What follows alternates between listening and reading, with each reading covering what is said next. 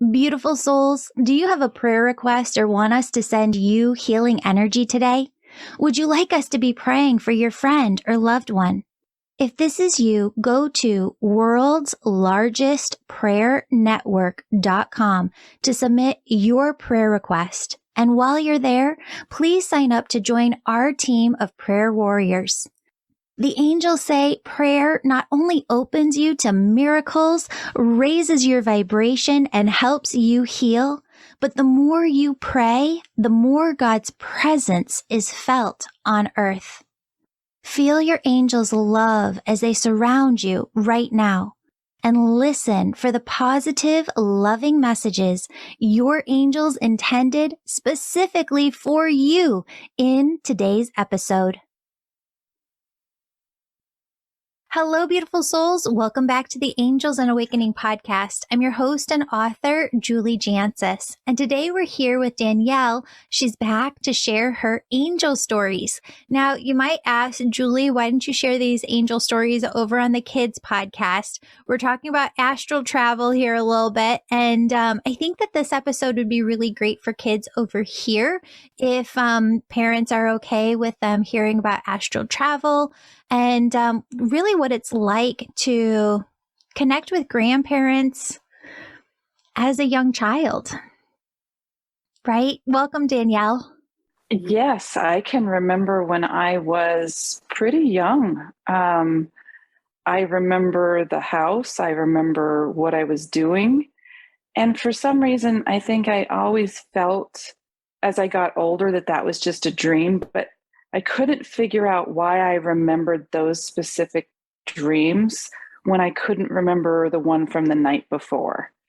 So I can remember, I want to say I was under 10, and I can remember practicing trying to run outside of my house. It was dark, everybody's sleeping, and I would run up and down trying to push myself up to basically like a flying thing. Yeah. And then I mastered that. And then I remember another time actually going up further into the clouds and going, oh my gosh, I better get down. I don't think I'm supposed to be doing this, Yeah. So let's go deeper into this. Let's start from the beginning. So you were a young girl sitting at your piano and you could feel the presence of other people on the other side, your family members, their presence being with you in that moment as you played the piano. Talk to people a little bit about that and what that presence felt like. This was always at my grandparents' house. They live in Tucson, Arizona, and I just, at the time, but I would go and visit them because we didn't live far. And so it would just be my grandmother and myself, and she would try to teach me piano because she was amazing. She was an artist, played the piano for her church. And so when she would leave the room to leave me to practice, I could feel, I felt like my uncle was there, which she had lost my uncle when he was 17. He had drowned. And my mother at the time, when he passed away, was 13. But I just couldn't understand how I felt like he knew me. And I could feel him. And, I didn't know what that was. I was so young. I might have been 5, maybe. Yeah. A lot of us, when we were younger, almost felt it was ghosty or maybe even scary because of the way that things were presented back then. Did it weird you out? Did you kind of turn away from it? Did it feel ghosty? Or did you really just feel that warm, loving, because it really is just a warm, loving presence, but we don't understand what we're feeling and observing as children? It did not scare me. I asked a lot of questions, and I think that shocked my grandmother just because you don't talk about those things. You tuck them away. Yeah. But you could tell that this changed her life. This changed her heart. It took a piece of her And she was very, very, very religious. So it's not that she didn't have a belief. She did. But the pain and not being able to express that pain. But I felt that loving sense, like he was almost kind of funny. Yeah. So I didn't know what to feel because I didn't know what that was. And I really couldn't go to anybody and explain or ask questions because I knew I always felt different or off or weird, or I always felt like I was just different than others. What would you say now that you're older, now that hindsight is 2020, if you could go back, what would you say to your younger self to give her encouragement in this area? I think just not to be afraid, not to feel like you're different or weird, or at that time, I didn't realize I was an empath. Yeah. And I could feel emotions, and I thought they were all mine. I thought, okay, this is me going through a crisis, or why am I acting like I'm depressed? Or just, I was taking on others' emotions that I did not understand. And I couldn't go to anybody. My mom wouldn't have understood. Not at that time. She does Sure. a little bit more now. So you used questions as a child as a way to understand what you were seeing and feeling. I wanted to ask my grandmother more about my uncle and what happened. And I'm glad that I did because she was open about it. Mm-hmm. And I realized later on that I understood what she was going through. But to talk about somebody that has passed away is like, it's such a joy to be able to talk about like they existed. They were here. They brought me love. She just had a lot of guilt. I think she had a lot of, and it brought me to some experiences that I had later on in life with loss that I made sure to talk about it. I made sure that our family talked about it because it was a must. It was a part of healing for us.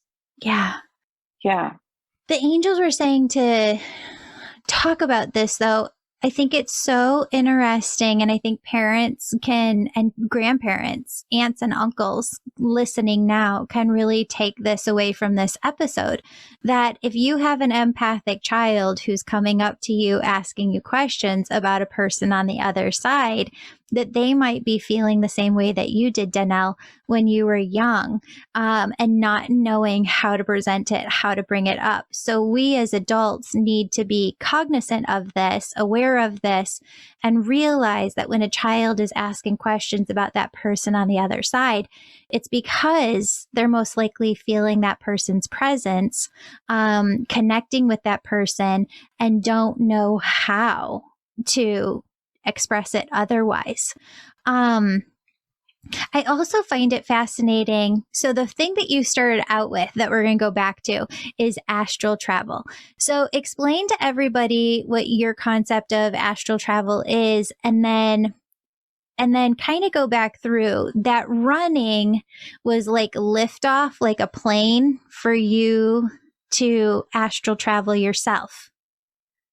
For me now, looking back, I think it was a way of me leaving my body. Mm-hmm. So I think I was trying to teach myself how to leave the physical body. And for me, that was, well, you got to flap your arms and fly. And so, you're young. That's just what I did. Did I understand then that I was going to possibly visit a different place for some things that I needed? I didn't know that. I just thought they were dreams. But it does bring you to a place when you're older of being able to explain to your own children, like you said, feeling somebody. Both my sons saw spirit, not ghost, spirit, Yeah. would see beings, and I would just be like, oh my gosh, you're so lucky. How You did they get to bring see your that up? angels. Well, one was when my oldest son, he's now 26 in the Navy. It was right after my grandfather had died, and my granddad it was the same house that my grandmother and the uncle. He had died, and I could feel my granddad after he passed. I knew he was okay. For some reason, he was running. And I think it's just because he was a heavy smoker.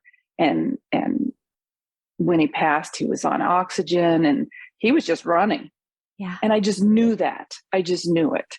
But we were in the car driving home one day, and my son's in his car seat in the back. And I look back and he's like, well, hi, Granddad. And he looked right next to him. And my husband and I just looked at each other, and I just smiled. And I listened, and I knew he was there. I had no doubt. Yeah. How did your husband react? Well, my husband knows that I've always had something going on with me. I didn't figure it out later on more or pursue it more until we lost our own child. And that's when I think he just let me do what I needed to do. And he still is kind of, he has little cute comments about, are you doing your crystal ball class today? Are you doing your Hare Krishna? Or whatever he calls it. Yeah. And I just giggle, and I'm like, no, not today. So he knows there's something there with me. And now even more so, just because when his father passed away, his dad started communicating with me. And how do you go to your husband and go, oh, by the way, it's been over a month and your dad's been communicating with me and I'm freaking out. Yes. But I had to. What pieces of validation came through then where he was like, okay, no, you're legitimately connecting with Grandpa? I think one of them was, he was always sending me a song, and I would hear this song everywhere. I don't care if it was the grocery store, every time I got into the car. And it was undeniable to where I would start laughing. I even said in my mind, why are you contacting me? And he's like, because you're open. It was just immediate. And then I would just start telling my husband. And then he showed me, when he passed away, he showed me his experience. In my mind's eye, he would show me his experience. And, my husband's sisters wanted to know, well, why did he have to leave us? And I'm like, because he's going to help bring his grandbabies in. And then I was like, did I just say that? Like, it just flows sometimes. It's a knowing that isn't even me. Yes. 100%. Yeah. And he helped bring his grandbabies in several years later, but boy, yes. So certain things, just, he knew that, the things that I was saying about his dad, I feel like he just knew that wasn't me going off on a tangent. He knew that and I'm a rational person. That's the hard part. I'm very rational. Yeah. So. Oh, totally. But I think that makes the best healer. The person that's got a bit of rationale within them. Not a bit. You guys need a lot of rationale within you. You do. And then total openness to the other side and your gifts. 3 quick announcements. Our New Kids podcast begins January 1st. If your child would like to be on the show to ask me a question, share a spiritual encounter, or talk about their gifts, message me on Instagram at Angel Podcast. Also, it's not too late to take my new course with brand new content called Find Your Purpose in 30 Days.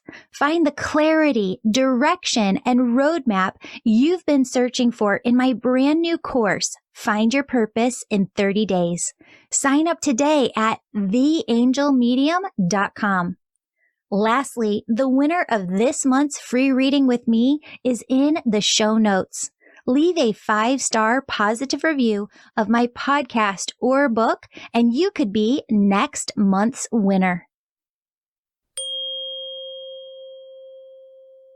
This is an interesting episode because Spirit's just kind of coming in with different questions to ask you. And one of the things that they have been bringing in over and over for me in meditation is this phrase, protect empathic kids, protect empathic kids. And they just said to ask you, how did you protect the empathic nature within your children as they were growing up? Well, I still have, our oldest is 26 and I still feel is very empathic and will find his way. He really will. And I think it's not by listening to me. I think it's by watching me and seeing what I'm doing with my life and how it can be. And then our youngest is 12. He's still right in the midst, and he's also seen spirit. And me just saying, okay, well, let's go outside. I want you to describe.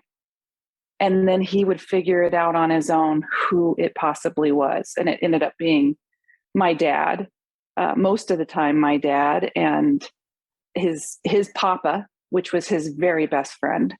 So I think they're now understanding that this is part of my life. This is just, it isn't a hobby. This is who I am. And I have empathic children. I'm empathic. I had to be empathic in order to bring these babies in, these beings in, to help them understand. And I'll be honest, I'm excited about your podcast for kids because my 12-year-old is very empathic, very ADHD, and really struggles, really very bullied, just struggles. And I know it's for a better thing. I know he will probably be helping people, but to get past this, it's hard. Yeah. It's hard. It is hard. And we do need to protect these empathic kids. And I think that we're figuring out as a collective how we actually go about doing that. Did you have another angel story? Oh, Julie, I have so many. I really do. Yeah. One of them that's my favorite that just makes me laugh is my father died in 2019. It was a very short illness that, took us by surprise, but within 3 months of finding out he was gone 3 months later. And, my dad was my best friend, my son's best friend. He just was one of the biggest parts of our family. And I was listening to him. He brought me to your podcast, by the way. He did. Yes. Go Papa. Yeah, definitely. So I remember one of your podcasts, you had somebody on and you guys were talking about how you can ask for signs. And this person, I can't remember her name, but she asked to see a cardinal. So the next day I go out on my morning walk, it's like 5 a.m. and I'm doing my walk by myself, connecting, and halfway through I'm like, oh, I'm going to ask my dad for a sign. Okay, Dad. And I'm in my mind going, I want to see that cardinal, a red cardinal. I want to see that somewhere on this walk, please. So as I'm coming towards the end of my walk, I'm looking in the road and I see something red. And I'm like, what is that? And I get closer and I'm like, oh my gosh, that is a bird. It's a red cardinal. And then I'm closer and I'm like, it's dead. What kind of sign is that, Dad? And then in my mind, immediately it was, there was a joke that my friend and I used to say when we were young. And the joke, I hope it doesn't offend anybody, but it was, why did the monkey fall out of the tree? And my response, and they would go, I don't know why. And I would say, well, because he was dead. And it was just, I was really young and it was the funniest joke for me and my friend. I don't know what it really means, but it was hilarious. And so as soon as I saw this dead cardinal, I was like, what is that? And he said, why did the monkey fall out of the tree? Because he was dead. And I started laughing on this walk going, Dad, why would you do that? I hear I'm having a spiritual moment. And he's like, you didn't give me much time. You're halfway through your walk. And I knew, okay, Dad, you are communicating with me. You are here. Who else could come up with that nonsense but my dad? Oh, yeah. My goodness. They have like a sick way of thinking even from the other side.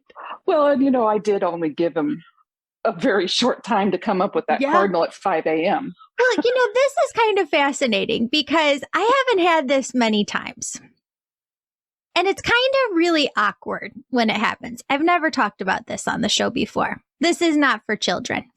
I have had clients come in for a reading who've lost their partners. And their partners will come in saying, one of the things that you really miss about me being gone is our intimacy together, our intimate times. And they're kind of like coming through with this sexual energy from the other side. And I'm like, wait, no, this is not what I signed up for whatsoever. And it's not like I feel the energy within my being. It's a transmission, right? Of like, I'm hearing almost like I'm hearing a person talk. I'm hearing what they have to say and I'm translating it to the person. But the first time that happened, I was like, I don't know, guys. I don't know if I want to go here. And, they were like, this is what they need to hear. And the person will say, Julie, I think about that all the time. So it always clicks for that person, just like your dad's joke clicked with you. And that's perfect because that's the validator that you needed to know it was really him. Yeah, but I bet you he didn't send you one more dead cardinal. No. Oh, no. I mean, that's so my dad. That was so, he was, and we were quirky together. Yeah. So only I would understand that. I mean, anybody else could have been so offended. Like, what is that? Oh my gosh, that's a sign. Or that's a lot something. No. Exactly. A lot of people could have been like, that's a sign something bad's going to happen or dad's not okay on the other side. It didn't mean that though whatsoever. I'm so glad that you knew that. They're still funny. They're still funny. They're so funny. Oh, yeah. And happy. And happy. They come through with such big personalities. Very, very. Yeah. Just as much as he was here. So, I mean, I would like to have that voice or that hug. And a lot of mine isn't, it's a knowing. So it can be a little confusing because you're like, okay, is that my spirit guide? Is that angels? Is that, and I guess it doesn't really matter. It just is flowing through. And then sometimes I just know that it's somebody's loved one and feeling it or feeling my guide or knowing, okay, this is my guide talking to me. So one of them. You and I have worked together for a long time. And what I tell people in my Angel Reiki school is some people are intuitive, meaning that they can't tell or decipher exactly if it's coming from a loved one, an angel, guide on the other side.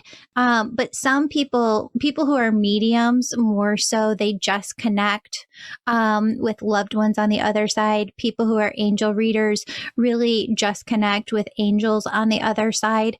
Some people have a hybrid of multiple different ones. Some people can't tell you exactly who the information is coming from or where it's coming from. They just know it's not them. And that's more an intuitive. One thing that I do want to preface, and I know I say this in the Angel Reiki school, but I would just want you to keep it in the back of your head. Every big medium that I have heard talk, they all say one same thing, which is it took me about 5 years before I could really label myself, before I really knew exactly what I was doing, where there weren't a lot of new surprises. Up until that point, you're building your dictionary, you're continuing to learn to work with them. Not that you don't have the skill. You can learn the skill within a matter of weeks. You can learn it, but then you have to continue to grow it. And what Spirit just looked at you and said was, Danielle, don't put a label on it just yet. Because you do have those loved ones coming through. You do have those angels coming through. So I think that you're more of a hybrid more than intuitive. Okay. Makes complete sense. Because the moment I said, oh, I just have this knowing. And then the next session I had somebody's son and gave me his name. And I'm like, okay, wait. Yes, exactly. I thought I was this. Yes. So I do. We're very quick within our own egoic minds to label ourselves. You don't need to do that. Patience is so key when it comes to growing as a healer. Oh, I'm learning for sure. It'd be easier if I could just see who was there and we're good to go. Oh, I know. Well, then where would we wouldn't be needed. Right. Yeah. Very true. Aw, Danielle, thank you so much for being on the show. Sorry if I said Danielle earlier. I know your name's Danielle. All my love to you. And I just so appreciate you being here, spending your time with us. Thank you so much for having me, and anybody listening, and just I appreciate everybody that you have with your podcast and all of your angel members. I rely on them. I need them. Anybody looking into the membership, I'm telling you, just do it. You get the support, and some of the questions that you think are really off the wall are not. We're like, oh yeah, that's a great question. So just, I'm telling you, I'm so thankful for you and all of your people, and thank you for having me. Of course. And actually, so we're recording this in June. This will probably go up more towards the fall, winter. But so here's what I'm thinking for next year. Let me know your thoughts. What we're going to do is a whole new year of content where we dive into really a year of ease. And Spirit has been bringing this through for the last couple of months, that there is a difference between peace and ease. Peace is within your thoughts, within your mind center of bringing peace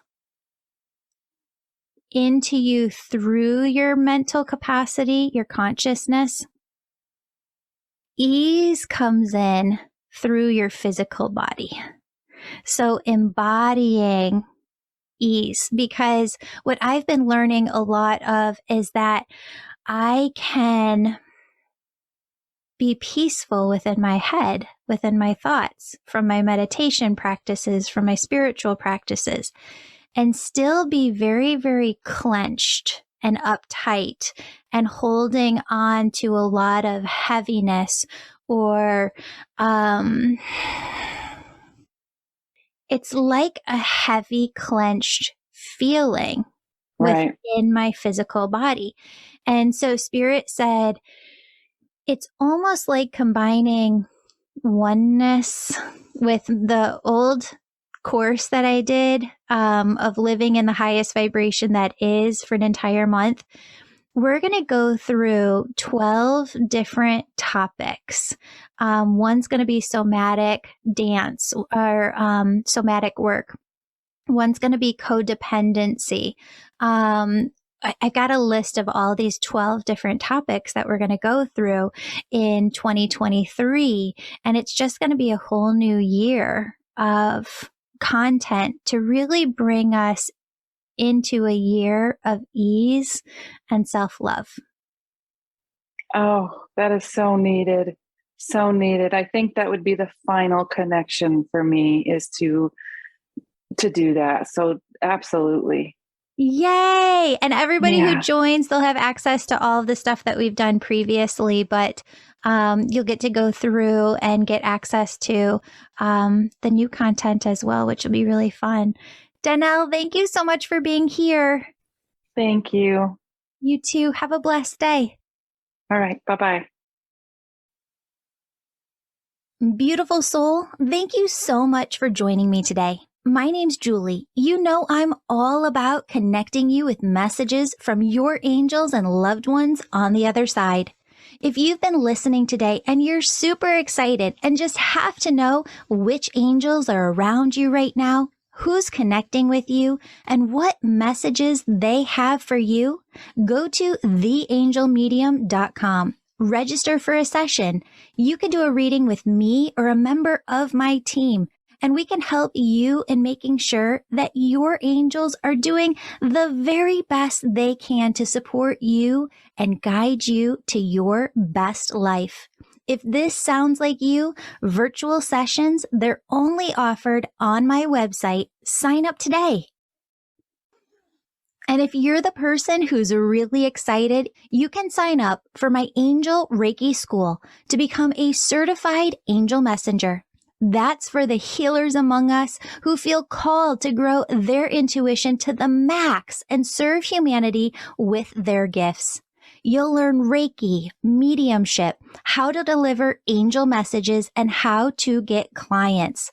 That's the Angel Reiki School at theangelmedium.com, or DM me on Instagram at Angel Podcast with any questions. Before you go, connect with your angels by placing your hands on your heart. Take a deep breath.